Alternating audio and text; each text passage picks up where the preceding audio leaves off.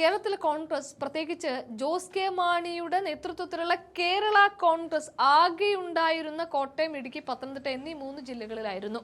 ഇക്കഴിഞ്ഞ നിയമസഭാ തെരഞ്ഞെടുപ്പിൽ ആകെ മത്സരിച്ച് 12 സീറ്റുകളിൽ ഒരെണ്ണം പോലും ജയിക്കാൻ കഴിയാതെ പാർട്ടി ഇല്ലാതായിരിക്കുന്നു എന്ന് തോന്നിച്ച ആ ഇടത്ത് നിന്ന് എങ്ങനെയെങ്കിലും രക്ഷപ്പെടും എന്ന് ജോസ് കെ മാണി പ്രവർത്തകർക്ക് ആവേശം നൽകിക്കൊണ്ടേയിരിക്കുന്നുണ്ടായിരുന്നു.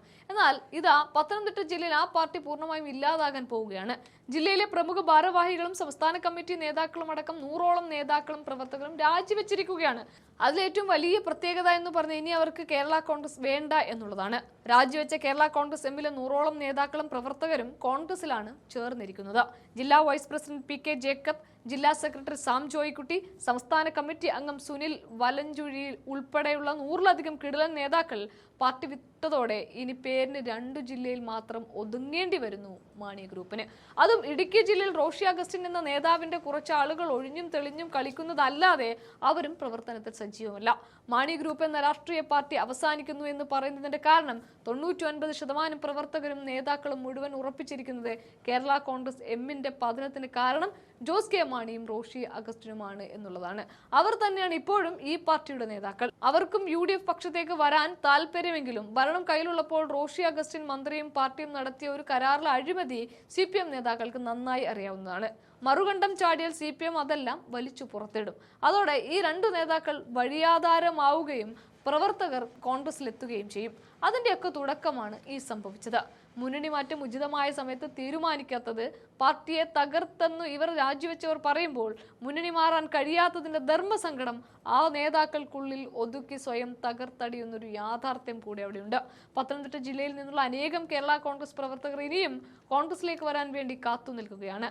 പത്തനംതിട്ടയിലെ കോൺഗ്രസ് നേതൃത്വവും ദുർബലമായതുകൊണ്ട് മാത്രമാണ് നല്ല ഇടപെടൽ നടത്തി അവരെ പാർട്ടിയിലേക്ക് എത്തിക്കാൻ കഴിയാതിരുന്നത്. അതേതായാലും ഭരണം മാറിയ സ്ഥിതിക്ക് ഇനി ജില്ലാ നേതൃത്വം കൂടി മാറുന്നതോടെ കൂട്ടത്തോടെ കോൺഗ്രസിൽ ലയിക്കാനാണ് സാധ്യത.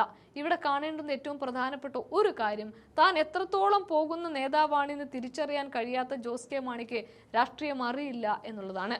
KM മാണി തന്നെ പലപ്പോഴും വിയർക്കാറുള്ള തട്ടകത്തിൽ ഒറ്റയ്ക്കൊരു പാർട്ടിയെ നയിക്കുക എന്ന വിഡ്ഢിത്തം അത് ജോസ് കെ മാണിക്ക് തന്നെ തിരിച്ചടിയായി.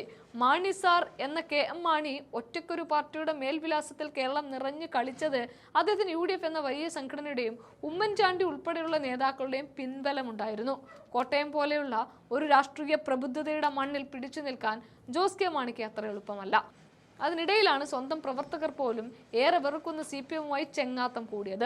തൽക്കാലത്തേക്ക് മാത്രമുണ്ടായിരുന്ന ഒരു ഓളത്തിൽ ജയിച്ചു കയറി എന്നുള്ളതല്ലാതെ UDF പിൻബലമില്ലാതെ കേരള കോൺഗ്രസിന് പിടിച്ചു നിൽക്കാനും കഴിയില്ല. UDF-നൊപ്പമല്ലാത്ത എല്ലാ കേരള കോൺഗ്രസും നാമാവശേഷമായി കഴിഞ്ഞു. തന്റെ കൂടെയുള്ള പ്രവർത്തകരെല്ലാം UDF മനസ്സുള്ളവർ എന്നുള്ള സൂചന ജോസ് കെ മാണിക്ക് മുൻപേ തന്നെ ലഭിച്ചിരുന്നു. പുതുപ്പള്ളി ഉപതെരഞ്ഞെടുപ്പിലും കോട്ടയം ലോക്സഭയിലും അത് വ്യക്തമായതുമാണ്. എന്നിട്ടും മുന്നണി മാറാൻ തയ്യാറാകാത്തത് തന്നെയാണ് ജോസ് കെ മാണിയുടെ ജീവിതത്തിലെ ഏറ്റവും വലിയ രാഷ്ട്രീയ പതനം എന്നുള്ളത് വ്യക്തമായി കഴിയുകയാണ്. വരുന്നത് വരട്ടെ എന്ന് വെച്ച് ഇപ്പോൾ മറുകണ്ഠം ചാടാൻ നോക്കിയാൽ അതിന് കോൺഗ്രസും സമ്മതിക്കുന്നില്ല. അങ്ങനെ സ്വയം കുഴിച്ച കുഴിയിൽ പതിക്കാൻ ജോസ് കെ മാണി ഒരുങ്ങിക്കഴിഞ്ഞു എന്ന് തന്നെ പറയാം. അതിന് സൂചന മാത്രമാണ് പത്തനംതിട്ട ജില്ല. അത് കേരള കോൺഗ്രസ് എം എന്ന പാർട്ടി ജോസ് കെ മാണിയും റോഷി അഗസ്റ്റിനും അല്ലാതെ കോൺഗ്രസിൽ ലയിക്കുന്നതിന്റെ ആദ്യ പടി കൂടിയാണിത്.